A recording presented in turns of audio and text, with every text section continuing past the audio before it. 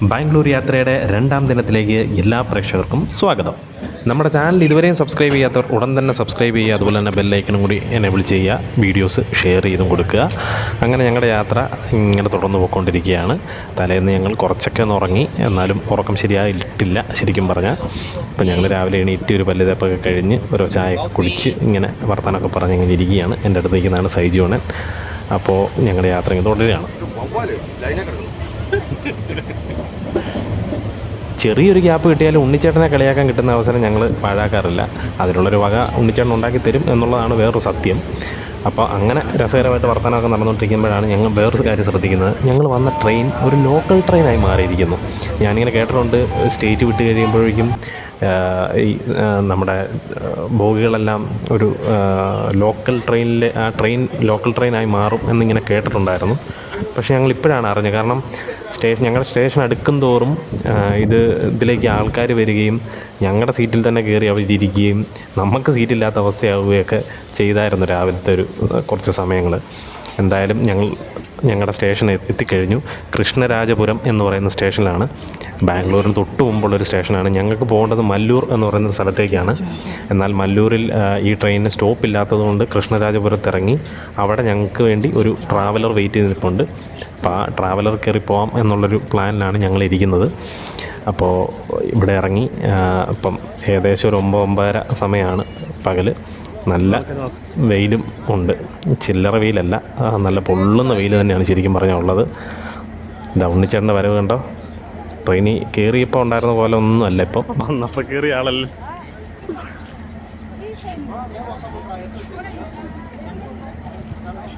ഉണ്ണിച്ചേട്ടനെ കളിയാക്കിയിട്ട് നോക്കുമ്പോൾ ബാക്കിയുള്ളവരുടെ കോലവും വലിയ വ്യത്യാസമൊന്നുമില്ല. ഇതാ പോകുന്നു ചെയ്യും. ഇപ്പോൾ എല്ലാവരുടെയും കോലമൊക്കെ നല്ല രീതിയിൽ മാറിയിട്ടുണ്ട്. അങ്ങനെ ഇപ്പം ഞങ്ങൾ സ്റ്റേഷൻ്റെ വെളിയിലേക്ക്, കാരണം ഞാൻ ഓൾറെഡി പറഞ്ഞിരുന്നു, കഴിഞ്ഞ വീഡിയോ പറഞ്ഞിരുന്നു, ഞങ്ങൾ ട്രെയിനിൻ്റെ എൻജിൻ കഴിഞ്ഞിട്ടുള്ളൊരു ബോഗിയിലാണ് ഞങ്ങളുള്ളത്. അതുകൊണ്ട് ഞങ്ങൾക്ക് ഒരുപാട് നടന്നാൽ മാത്രമേ ഇനി സ്റ്റേഷൻ്റെ പുറത്തേക്ക് ഇറങ്ങാൻ സാധിക്കത്തുള്ളൂ. ഗേറ്റ് നമ്പർ 1 കൂടി ഇറങ്ങണം എന്നാണ് പറഞ്ഞിരിക്കുന്നത്. ബാക്കിലായിരിക്കുമല്ലോ, എപ്പോഴും ഇത് കാണിക്കണമെന്നില്ല. ഒരു വീഡിയോക്ക് അതിൽ 10 പ്രാവശ്യം നിങ്ങൾ കാണിക്കുന്നത്. അങ്ങനെ ഞങ്ങൾ വന്ന ട്രെയിൻ നീങ്ങി തുടങ്ങി. അടുത്ത സ്റ്റേഷൻ എന്ന് പറയുന്നത് ബാംഗ്ലൂർ മെയിൻ സിറ്റിയാണ്. അപ്പം ട്രെയിൻ അങ്ങോട്ട് നീങ്ങി തുടങ്ങി. ഞങ്ങളും പയ്യെ ട്രാവലറുകാരനെ ഫോൺ വിളിച്ചുകൊണ്ടിരിക്കുകയാണ്. ബീച്ചേട്ടനും പ്രഭാതിയേട്ടനും മാറി മാറി വിളിക്കുന്നുണ്ട്. പുള്ളി വെളിയിലുണ്ട് എന്നാണ് പറഞ്ഞിരിക്കുന്നത്. ഞങ്ങളെന്തായാലും പയ്യെ അങ്ങോട്ട് നടക്കാം എന്നുള്ളൊരു പ്ലാനിലാണ്. ശരിക്കും പറഞ്ഞാൽ നല്ല ക്ഷീണമുണ്ട് എല്ലാവർക്കും. തലേന്ന് ഉറക്കം ശരിയാവാത്തതിൻ്റെ ഒരു പ്രശ്നം നല്ല രീതിയിൽ എല്ലാവർക്കും ഉണ്ട്. അപ്പോൾ പോയിട്ടൊന്ന് കിടന്നുറങ്ങണം എന്നൊരു പ്ലാൻ മനസ്സിലുണ്ടെങ്കിൽ കൂടി അത് നടക്കുമോ എന്നുള്ളതാണ് അറിയത്തില്ലാത്തത്. കാരണം ഞങ്ങളിപ്പോൾ നിൽക്കുന്ന കൃഷ്ണരാജപുരം എന്ന് പറയുന്ന സ്ഥലത്താണ്. ഇവിടുന്ന് ഏകദേശം ഒരു 3/4 മണിക്കൂർ അല്ലെങ്കിൽ 1 മണിക്കൂർ അടുത്ത് ട്രാവലുണ്ട് അങ്ങോട്ട്. പോകുന്ന വഴിക്ക് വേണം ഞങ്ങൾക്ക് ബ്രേക്ക്ഫാസ്റ്റും എല്ലാം കഴിക്കാൻ. ആരും ഒന്നും കഴിച്ചിട്ടൊന്നുമില്ല. അപ്പോൾ ഞങ്ങളിതാ പുറത്തേക്ക് ഇറങ്ങി. ഇനി ഞങ്ങളെ പിക്ക് ചെയ്യാൻ വന്ന ട്രാവലർ ഡ്രൈവറിനെ ഒന്ന് തപ്പണം. അതാണ് അടുത്തൊരു വലിയൊരു ടാസ്ക് എന്ന് പറയുന്നത്. പുള്ളി ഏത് സൈഡിലാണ് കിടക്കുന്നതെന്ന് അറിയില്ല. ബീച്ചേട്ടനും പ്രഭാതിയേട്ടനും കൂടിയാണ് പുള്ളിയോട് സംസാരിച്ചത്. പുള്ളി പുറത്തുണ്ടെന്നാണ് പറയുന്നത്. ഞങ്ങൾ പയ്യെ പുള്ളിയെ തപ്പി അങ്ങ് നടക്കുകയാണ്. എന്തായാലും എവിടെ പോയി പുള്ളിയെ കണ്ടുപിടിക്കാൻ പറ്റും എന്നുള്ളത് അറിയില്ല. എന്തായാലും ഏതെങ്കിലും ഒരു സൈഡിൽ കാണാതിരിക്കില്ല. നല്ല റഷുണ്ട് പുറത്ത്. അതുപോലെ ടാക്സി കാര്യങ്ങൾ എല്ലാം.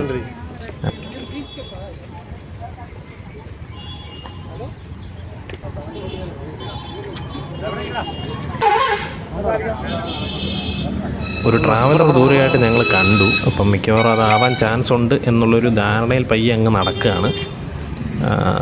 പ്രഭാതിയേട്ടൻ വിളിക്കുന്നുണ്ട്, ഡ്രൈവറിനെ ഫോൺ വിളിച്ച് നോക്കുന്നുണ്ട്. പക്ഷേ ഇപ്പോൾ കിട്ടുന്നില്ലെന്നാണ് പറയുന്നത്. എന്തായാലും ഈ അടുത്ത ട്രാവലർ കിടക്കുന്നത് മാത്രമേ ഉള്ളൂ.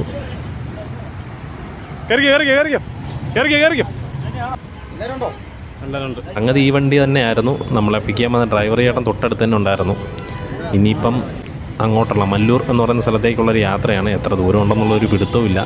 എന്തായാലും നമുക്ക് യാത്ര ചെയ്യാം.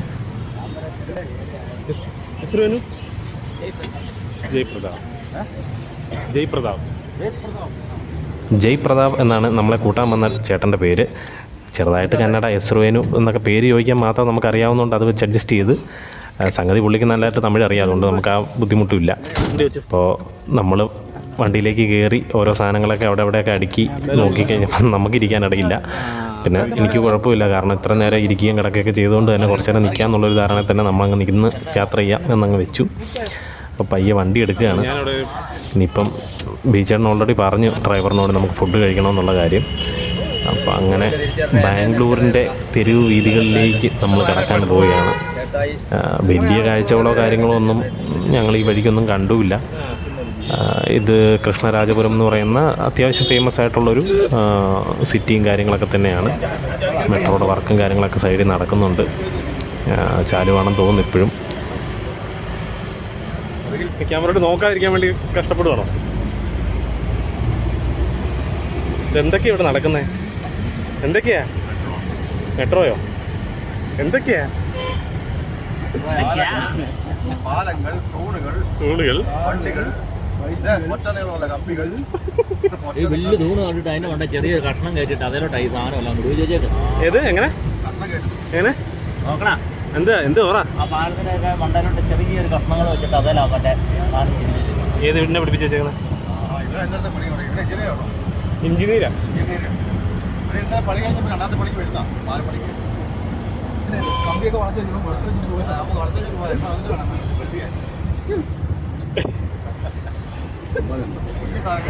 ഞാൻ ഓൾറെഡി പറഞ്ഞല്ലോ, ഞങ്ങൾ ഉണ്ണിച്ചേട്ടനെ കളിയാക്കാൻ കിട്ടുന്ന ഒരു അവസരവും ഞങ്ങൾ വെറുതെ വിടാറില്ല. യാത്ര ഇങ്ങനെ തുടർന്നു പോയിക്കൊണ്ടിരിക്കുകയാണ്. ഇതിനിടയ്ക്ക് ഞങ്ങൾ ഫുഡ് കഴിച്ചിട്ട് യാത്ര മുമ്പോട്ട് തന്നെ തുടർന്നുകൊണ്ടിരിക്കുകയാണ്. ഇപ്പം ഞങ്ങൾ ഉടൻ തന്നെ ഓഡിറ്റോറിയം എത്തുന്നതായിരിക്കും. ഏകദേശം ഒരു 1.5 മണിക്കൂറിൻ്റെ യാത്രയ്ക്ക് ശേഷം ഞങ്ങൾ ഓഡിറ്റോറിയത്തിൻ്റെ ഭാഗത്തേക്ക് എത്തിക്കഴിഞ്ഞു. ഇതാണ് നല്ലൊരു ഓഡിറ്റോറിയം. ഇതിൻ്റെ ബാക്ക് സൈഡിലാണ് ഞങ്ങൾക്ക് അക്കോമഡേഷനും കാര്യങ്ങളൊക്കെ തന്നിരിക്കുന്നത്.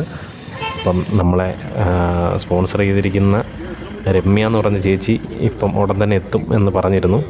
അപ്പം അതുകൊണ്ട് ഞങ്ങൾ കുറച്ച് നേരം വെയിറ്റ് ചെയ്തതാണ്. ഇപ്പം ഓഡിറ്റോറിയത്തിൻ്റെ റിസപ്ഷൻ സൈഡിലേക്ക് ഞങ്ങൾ വന്ന് ഇറങ്ങിയിരിക്കുകയാണ്. ഞങ്ങൾക്ക് റൂമും കാര്യങ്ങളൊക്കെ ഇവിടെയാണ് അറേഞ്ച് ചെയ്തിരിക്കുന്നത്. അപ്പോൾ ജസ്റ്റ് റിസപ്ഷൻ വരെ ഒന്ന് പോയിട്ട് അതിന് കുറച്ച് ഫോർമാലിറ്റിയും കാര്യങ്ങളെല്ലാം ഉണ്ട്. അതെല്ലാം ഒന്ന് ക്ലിയർ ചെയ്തതിന് ശേഷം നേരെ റൂമിലേക്ക് പോകാം എന്നാണ് ഇങ്ങനെ കരുതുന്നത്. റൂമിൽ ചെന്നിട്ടൊന്ന് ഉറങ്ങണം എന്നുള്ളതാണ് എല്ലാവരുടെയും ഒരു ലക്ഷ്യം. കാരണം കുളിച്ചിട്ടില്ല, കുളിക്കണം, ബാത്റൂമിൽ പോകണം, ഒന്ന് ഉറങ്ങണം, ഇതെല്ലാമാണ് പ്ലാൻ. ഞങ്ങളുടെ റൂം കാണിക്കാൻ വേണ്ടി അവിടുത്തെ ഒരു സ്റ്റാഫും കൂടെ വരുന്നുണ്ട്.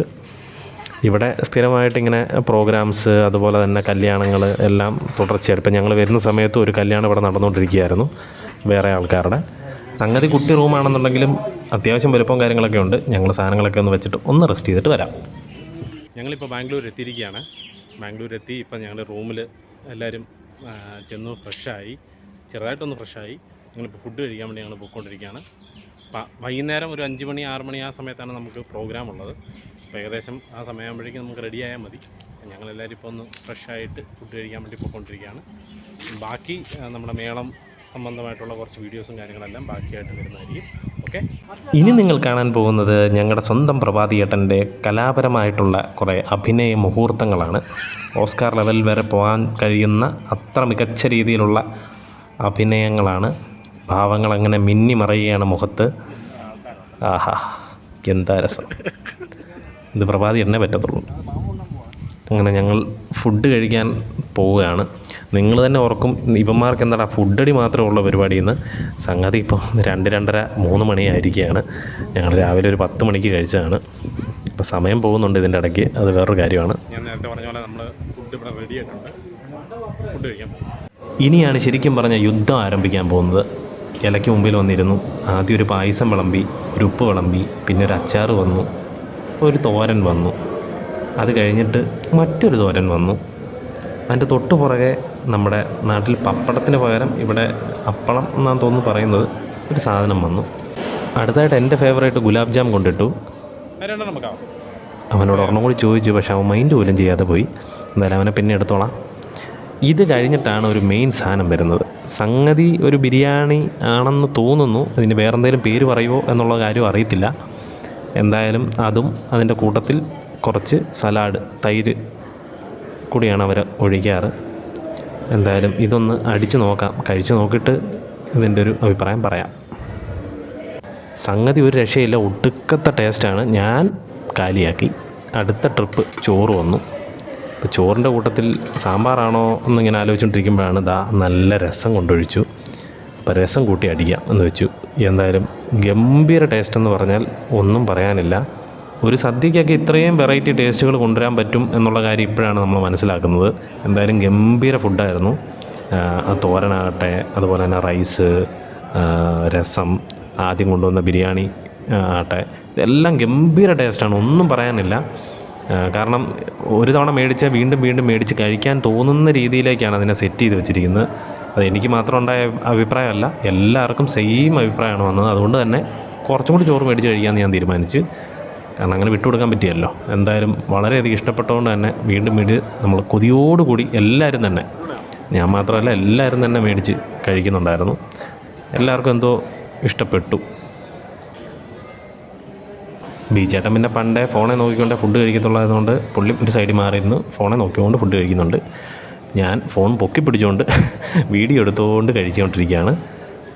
അങ്ങനെ ആ ഒരു അംഗത്തിന് അന്ത്യം കുറിച്ചിരിക്കുകയാണ് സുഹൃത്തുക്കളെ, കുറിച്ചിരിക്കുകയാണ്. സമയം അങ്ങനെ വൈകുന്നേരം 5-5:30 ആയിരിക്കുകയാണ്. ഞങ്ങൾ പയ്യെ റെഡിയാകാൻ തുടങ്ങിക്കഴിഞ്ഞു. എല്ലാവരും കുളിയും എല്ലാം കഴിഞ്ഞ് ഞങ്ങൾ ഒരേപോലത്തെ മുണ്ടും കാര്യങ്ങളൊക്കെ കൊടുത്ത് റെഡി ആയിക്കൊണ്ടിരിക്കുകയാണ്.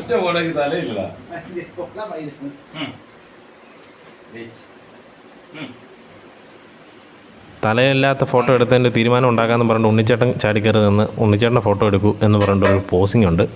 അതാണ് പോസിങ്. എന്തായാലും ഞങ്ങളെല്ലാവരും ഓൾമോസ്റ്റ് റെഡി ആയി കഴിഞ്ഞു. ഇപ്പം തന്നെ ഇറങ്ങുകയാണ്. ഇതാണ് രമ്യ ചേച്ചി, ഞങ്ങളെ സ്പോൺസർ ചെയ്തിരിക്കുന്ന ചേച്ചിയാണ്. രമ്യ പ്രദീപ് എന്നാണ് പേര്. അതാണ് ഹസ്ബൻഡ് പ്രദീപൻ.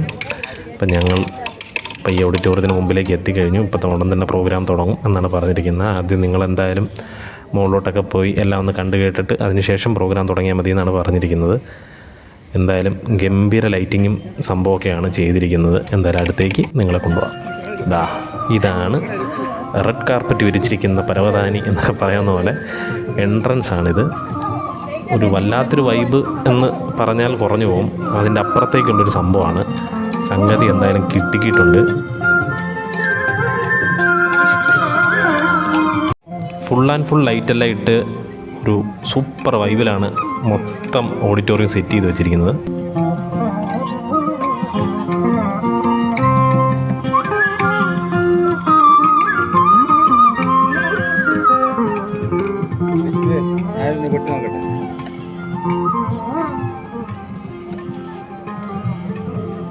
നമ്മൾ ബാഹുബലി കണ്ട തൂണുകളും കാര്യങ്ങളൊക്കെ പോലെ ആ രീതിയിലാണ് ഇതിനെയൊക്കെ ഡിസൈൻ ചെയ്ത് വെച്ചിരിക്കുന്നത്.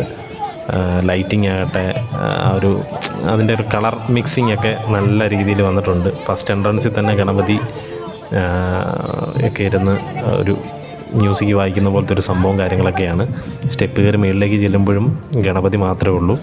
കാരണം മൊത്തത്തിൽ ഒരു ഭക്തി സാന്ദ്രം പോലെയാണ് കല്യാണ ഫങ്ഷൻ്റെ ഇത് അറേഞ്ച് ചെയ്തിരിക്കുന്നത്. ഇന്ന് ശരിക്കും പറഞ്ഞാൽ കല്യാണമില്ല, നാളെ വെളുപ്പിനാണ് കല്യാണം നടക്കുക. ഇന്ന് അതിൻ്റെ ഒരു റിസപ്ഷൻ ടൈപ്പ് ഒരു സംഭവമാണ്. ശരിക്കും ഇവിടെ കല്യാണം എന്ന് പറയുന്നത് ഒരാഴ്ച നീണ്ടു നിൽക്കുന്ന ഒരു വലിയൊരു ഫങ്ഷനാണ്.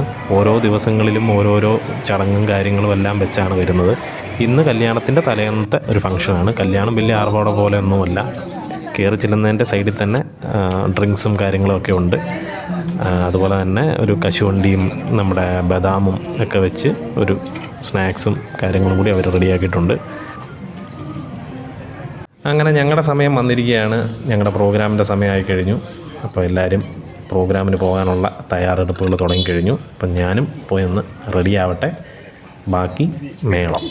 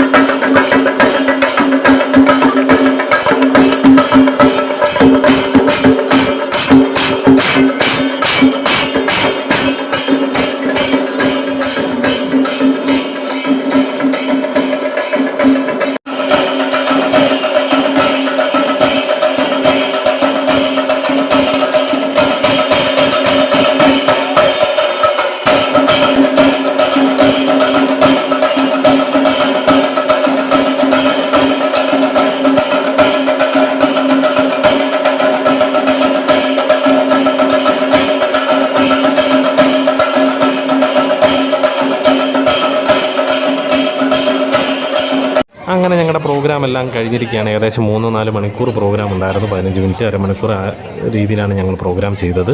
ഞങ്ങൾ വീണ്ടും ഫുഡ് കഴിക്കാൻ എത്തിക്കഴിഞ്ഞു. ഇനി രാവിലത്തെ കഴിച്ചതിൻ്റെ ഹാങ് ഓവർ കഴിയുന്നതിന് മുമ്പേ ഞങ്ങൾ വൈകുന്നേരത്തെ കഴിക്കാൻ വേണ്ടി വന്നിരുന്ന് കഴിഞ്ഞു. എല്ലാവരും അതിൻ്റെ ഒരു എക്സൈറ്റ്മെൻറ്റിൽ തന്നെയാണ്. ഫുഡാണല്ലോ നമ്മുടെ മെയിൻ. ഇപ്പോൾ ഈ കല്യാണത്തിൻ്റെ ആദ്യത്തെ സദ്യ ഞങ്ങൾ ഉച്ചയ്ക്ക് കഴിച്ചിരിക്കുകയാണ്. അടിപൊളിയായിരുന്നു. അതിന് പക്കാ സർവീസുള്ള സദ്യയായിരുന്നു. അത് നല്ല ടേസ്റ്റായിരുന്നു. പക്ഷേ അതിൻ്റെ ഇപ്പോൾ കല്യാണ ഫംഗ്ഷൻ കഴിഞ്ഞതിൻ്റെ രണ്ടാമത്തെ സദ്യയാണ് എത്രയൊന്നും അറിയത്തില്ല. എങ്കിലും ഞങ്ങൾ ഇത് ആഞ്ഞ് പിടിക്കുന്നുണ്ട്. അടിപൊളിയാക്കി. ഓക്കെ, ഞങ്ങൾ രണ്ടാമത്തെ സദ്യ കഴിക്കാൻ പോവാം. ഉച്ചയ്ക്കൊന്ന് കഴിച്ചു. കോളേജിൽ പോയ സൂപ്പർ കോളേജ് ഉച്ചയ്ക്ക് അതൊന്നും പറയാൻ പറ്റത്തില്ല, അത്ര സൂപ്പറായിരുന്നു. ഇപ്പോൾ രണ്ടാമത്തെ ഇപ്പോൾ കഴിക്കാൻ പോവാം. വൈകുന്നേരം കല്യാണത്തിൻ്റെ ഫംഗ്ഷൻ കഴിഞ്ഞ് രണ്ടാമത്തെ. അപ്പം ഇതാണ് സദ്യ എന്നാണ് പറയുന്നത് എല്ലാവരും. പക്ഷേ അവിടെ തിരുവനന്തപുരത്തിലെ കടത്തെ വിട്ട് ഉറപ്പാണ്, ഒരു മാറ്റവും ഇല്ല. അത്ര ടേസ്റ്റാണ്. ഇവിടെ അടിച്ച് മൂത്ത കാലിയാക്കിട്ടേ പോകുള്ളൂ, ചട്ടി വരെ വടിച്ചിട്ടേ ഉള്ളൂ പോകുള്ളൂ. എല്ലാവരും അങ്ങേ അറ്റം വരെ ഇരിക്കുക. എല്ലാവരും ടേസ്റ്റ് ഭയങ്കര സൂപ്പറാണെന്നാണ് പറഞ്ഞത്. അങ്ങനെ ആയിരിക്കണം. അങ്ങനെ കഴിച്ചിട്ട് പറയാം. ഒരു പിടി പിടിച്ചിട്ട് ഞങ്ങൾ പറയാം. ഓക്കെ, ബിനീഷേട്ടൻ പറഞ്ഞല്ലേ, ഒരു പിടി പിടിക്കാൻ തന്നെയാണ് നമ്മുടെ ഒരു പ്ലാനും. ഉച്ചക്കത്തെ ഫുഡ് ഞങ്ങൾ കഴിച്ചു. അത് ഗംഭീര ഫുഡായിരുന്നു. വർണ്ണിക്കാൻ പറ്റത്തില്ല, അത്ര മികച്ച ഫുഡായിരുന്നു. ഇനിതാ ഇപ്പം ഇവർ പറയുന്നുണ്ട് അതിനേക്കാൾ മികച്ചൊരു സംഭവമാണ് നടക്കാൻ പോകുന്നതെന്നാണ് പറഞ്ഞത്. എന്തായാലും തിരുവനന്തപുരം സ്റ്റൈലാണ് ഞാൻ കണ്ടതിൽ വെച്ച് ഏറ്റവും കൂടുതൽ ഈ സദ്യയിൽ ഭയങ്കര സെറ്റപ്പായിട്ട് വരുന്നത്. അപ്പോൾ അതിനെ കടത്തി വിട്ടുന്ന സംഭവമായിരിക്കും എന്നാണ് ഇവർ പറയുന്നത്. ഒന്ന് ട്രൈ ചെയ്ത് നോക്കാം. എന്തായാലും നിങ്ങളിതിനെ സദ്യയ്ക്ക് വേണ്ടി ഇരിക്കുകയാണ്. ഇല വിളമ്പിക്കൊണ്ട് വരുന്നുണ്ട്. നമുക്ക് അതുകൊണ്ട് ഒന്ന് കവർ ചെയ്യാം. അപ്പോൾ രണ്ടാം അംഗത്തിന് വേണ്ടിയുള്ള ഇലത വിളമ്പിക്കഴിഞ്ഞു. നമുക്ക് ഏതൊരു നാട്ടിൽ പോയാലും അവിടുത്തെ ഫുഡ് എക്സ്പ്ലോർ ചെയ്യുക എന്ന് പറയുന്നത് വേറൊരു വൈബാണ്. നമ്മൾ എന്നും കുന്നും നമ്മുടെ മനസ്സിൽ ഓർത്ത് വെക്കാൻ പറ്റുന്നൊരു കാര്യം ഫുഡ് തന്നെയായിരിക്കും, ഫുഡിൻ്റെ രുചിയുമായിരിക്കും. ഇല വിളമ്പി ഇലയൊന്ന് കഴുകി നമുക്ക് വൃത്തിയാക്കാം. അപ്പം നമുക്ക് ഫുഡടി സ്റ്റാർട്ട് ചെയ്യാം. ഞാനിതുവരെ കണ്ടതിൽ ഏറ്റവും കൂടുതൽ തിരുവനന്തപുരം സ്റ്റൈലാണ് ഏറ്റവും കൂടുതൽ എന്നെ ആകർഷിച്ച ഒരു സദ്യ എന്ന് പറയുന്നത്. പായസം, നമ്മൾ നേരത്തെ പറഞ്ഞ പോലെ തന്നെ പായസം ആദ്യം വിളമ്പി, അതിനുശേഷം ഉപ്പ് വിളമ്പി. നമ്മുടെ നാട്ടിലൊക്കെ ആദ്യം ഉപ്പാണ് വിളമ്പാറ്. ഇവിടെ ആദ്യം മധുരം ഇട്ടതിന് ശേഷമാണ് ഉപ്പിടുന്നത്. ചിലപ്പം ഒരു വെറൈറ്റി ആയിരിക്കാം. എനിക്ക് അച്ചാറിട്ട്, പക്ഷേ അച്ചാറിട്ട് ഇച്ചിരി കുറഞ്ഞു പോയി. ഒരു തോരൻ വന്നിട്ടുണ്ട്. അതുപോലെ തന്നെ മറ്റൊരു പരിപ്പിൻ്റെ ഒരു തോരൻ വന്നിട്ടുണ്ട്. ഇവരുടെ ഒരു പ്രത്യേകത ഞാൻ ശ്രദ്ധിച്ചതെന്ന് പറഞ്ഞാൽ, തോരനുകളിലൊന്നും കൂടുതൽ മസാലകളോ കാര്യങ്ങളോ ഒന്നും ആഡ് ചെയ്യാതെ അതിൻ്റെ ഒരു പച്ചപ്പ് നിലനിർത്തിക്കൊണ്ട് തന്നെ അതിലൊരു ടേസ്റ്റ് ഉണ്ടാക്കിയെടുക്കുന്ന രീതിയിലുള്ളൊരു കുക്കിങ്ങാണ് ഇവർക്കുള്ളത്. എന്തായാലും അതെനിക്ക് ഇഷ്ടപ്പെട്ടു. ഒരു വെറൈറ്റി ടേസ്റ്റ് ഫീൽ ചെയ്യുന്നുണ്ട് അവിടെ ഇവിടെയൊക്കെ ആയിട്ട്. വെണ്ടയ്ക്ക വറുത്തതും ഒരു ബജ്ജിയും കാര്യങ്ങളും ഒക്കെ കൊണ്ട് വെച്ചിട്ടുണ്ട്. നമ്മുടെ ഇപ്പോൾ ഇല ഓൾമോസ്റ്റ് നിറഞ്ഞു കഴിഞ്ഞു. ഇതുവരെ മെയിൻ സാധനങ്ങളൊന്നും തന്നെ വന്നിട്ടില്ല. ഒരു ജിലേബി ഉണ്ട്, ഒരു ബജ്ജി പോലത്തെ എന്തോ ഒരു സാധനം കൊണ്ട് വെച്ചിട്ടുണ്ട്, ഒരു കറുത്തിട്ടൊരു എന്തോ ഒരു സാധനം വെച്ചിട്ടുണ്ട്. അടുത്ത ഐറ്റമാണ് ആ പ്ലേറ്റിൽ വന്നിരിക്കുന്ന സാധനം. നൂഡിൽസ് പോലത്തെ ഒരു സംഭവമാണ് സംഗതി. അത് വെച്ചിട്ട് അതിൻ്റെ മേളിൽ എന്തോ ഒരു മസാല പോലൊരു സാധനം ഒഴിച്ച് അതിൻ്റെ മേളിൽ ഒരു പാല് പോലത്തെ ഒരു സാധനം കൂടി ഒഴിച്ച്, എനിക്കൊന്ന് പായസം പോലത്തെ ഒരു സംഭവമായിരിക്കാം, ഡെസേർട്ടാണെന്ന് തോന്നുന്നു. എന്തായാലും കൊള്ളാം, ഒരു വെറൈറ്റി കാഴ്ച. നമുക്ക് ഈ കളർഫുള്ളാണ് ഭയങ്കര ഇല, അതാണ് അതിൻ്റെ ഒരു പ്രത്യേകത. ഈ ചോറ് നോക്കിയിരുന്ന് മടുത്തുകൊണ്ട് പയ്യെ ഓരോന്നെടുത്ത് കഴിക്കുകയാണ്. ഒരു ബജ്ജി എടുത്ത് കഴിച്ചേക്കാന്ന് വെച്ചു. ഒരാട്ട പോലത്തെ ഒരു സാധനം വന്നു. ഇത് എന്തടയാണെന്ന് അറിയത്തില്ല. ഇത് പറയാൻ വിട്ടുപോയി. അവിടെ ഫുഡ് കഴിക്കുന്ന ഓരോ തവണ ഫുഡ് കഴിച്ചാലും നമുക്ക് ഓരോ തേങ്ങയും വെറ്റിലയൊക്കെ ആയിട്ട് അവരൊരു സഞ്ചി നമുക്ക് വീട്ടിലേക്ക് കൊണ്ടുപോകാൻ തന്നുവിടും. അങ്ങനെ ആ സാധനവും നമുക്ക് കിട്ടി. ഇതെന്തായാലും ഒന്ന് ടേസ്റ്റ് ചെയ്ത് നോക്കാം. സംഗതി കൊള്ളാം, നല്ല ടേസ്റ്റുണ്ട്. അപ്പോൾ അതങ്ങ് തീർത്തേക്കാന്ന് വെച്ചു. ഒരു ഇലയട വന്നിട്ടുണ്ട്. അപ്പോൾ ഇലയട ആവാം ഇനി അടുത്തത്. എന്തായാലും സംഗതി ഒരു വെറൈറ്റി ഫീല് നമുക്ക് തരുന്നുണ്ട്. കാരണം ചോറ് ഇതുവരെ വന്നിട്ടില്ല, വേറെ പല സാധനങ്ങളുമാണ് വന്നുകൊണ്ടിരിക്കുന്നത്. എന്തായാലും ഇതെല്ലാം കൂടി കഴിച്ച് കഴിയുമ്പോഴേക്കും ചോറ് കഴിക്കാൻ ഈ വയറ്റി സ്പേസ് കാണുമോ എന്നുള്ളതാണ് അറിയത്തില്ലാത്തത്. എന്തായാലും ഇലയുടെ ഒരു രക്ഷയില്ല, നല്ല ടേസ്റ്റാണ്.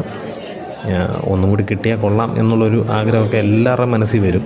കാരണം അത്രത്തോളം ടേസ്റ്റുണ്ട്, നല്ല രസമായിട്ടാണ് വന്നിരിക്കുന്നത്. ഭാഗ്യം ചോറെത്തി. അപ്പം നമ്മൾ നേരത്തെ രസം കൂട്ടിയാണ് കഴിച്ചത്. ഇത്തവണ രസമാണെന്ന് നമുക്ക് പ്രതീക്ഷിക്കാം. സംഗതി രസം തന്നെയാണ്, പക്ഷേ കുറച്ച് വെറൈറ്റി ആയിട്ടുള്ളൊരു രസമാണ് ഇത്തവണ തന്നിരിക്കുന്നത്. കുറച്ച് കളറും കാര്യങ്ങളും അതുപോലെ തന്നെ ടേസ്റ്റിനും കുറച്ച് വ്യത്യാസമുണ്ട്. അതങ്ങ് കഴിച്ചുകൊണ്ടിരുന്നപ്പോഴാണ് കിടക്കുന്നു മസാല ദോശ. ദൈവമേ, ഇനിയിപ്പോൾ ഇതെങ്ങനെ കഴിക്കും എന്നാലോചിച്ച് ഞാൻ അപ്പുറത്തോട്ട് നോക്കുമ്പം അവിടെ തീരാറായി ചോറ്.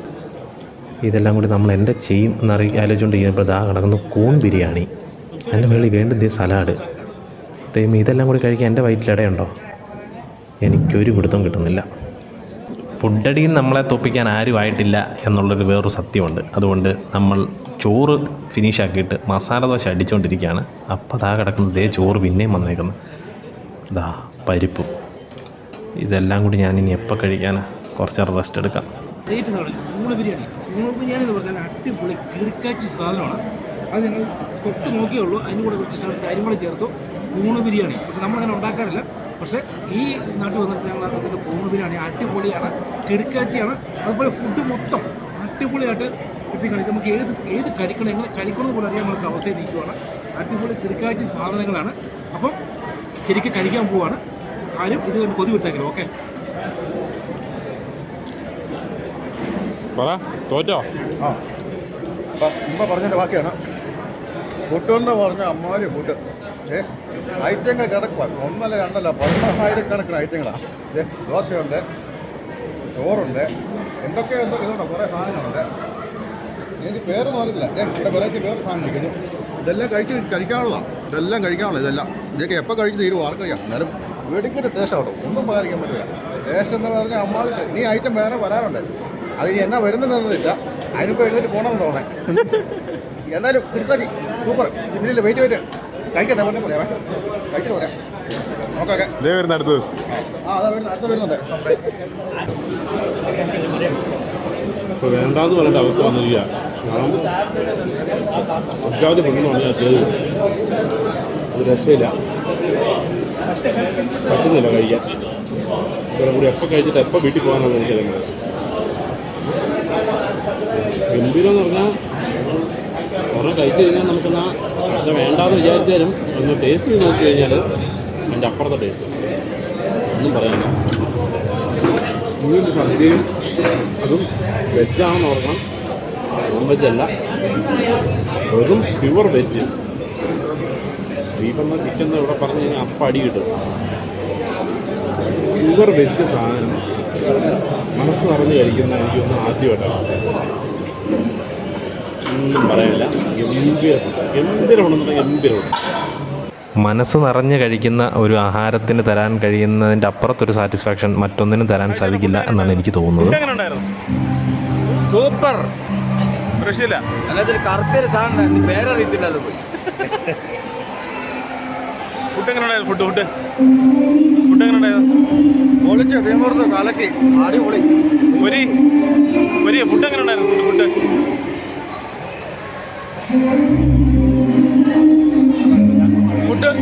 സൂപ്പറാണ്. പക്ഷേ ഇതുപോലെ ഫുഡ് നമ്മൾ കഴിച്ചിട്ടില്ല. പക്ഷെ അത് വെറൈറ്റി ഫുഡാണ് മൊത്തം. അത് ബാംഗ്ലൂർ ഫുഡ് കഴിക്കുന്നതൊക്കെ അടിപൊളി ടേസ്റ്റ് ഉണ്ട്, പറയാതിരിക്കാൻ പറ്റത്തില്ല. ഞാൻ കഴിച്ചു, അടിപൊളിയാണ്.